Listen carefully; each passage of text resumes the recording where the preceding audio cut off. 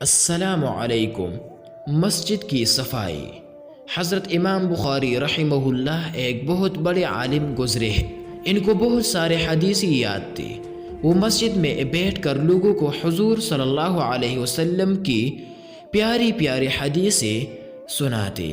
دور دور سے لوگ ان کے درس میں حاضر ہوتے۔ ایک دن کی بات ہے، آپ کے ارد گرد بہت سے لوگ مسجد میں بیٹھے ہوئے تھے۔ آپ ان کو حدیثیں سنا رہے تھے۔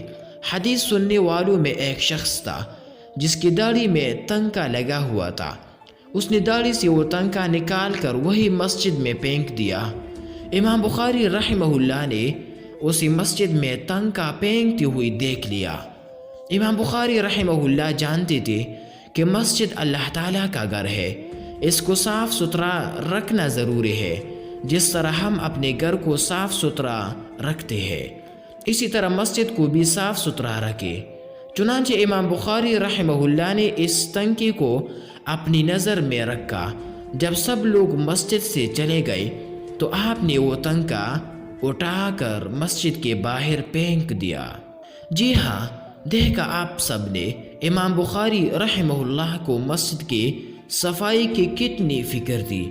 ذرا سا تنکا مسجد میں پھینکا ہوا دیکھا تو اسے دیان میں رکھ کر اٹھایا اور مسجد کے باہر پھینک دیا۔ اس لیے مسجد کی صفائی کا ضرور خیال رکھو۔ اگر مسجد میں کاغذ، بال، ناخن وغیرہ نظر آ جائے تو انہیں مسجد کے باہر پھینک دو۔ مسجد میں گندگی کرنا، تھوکنا، کاغذ ڈالنا بڑا گناہ ہے۔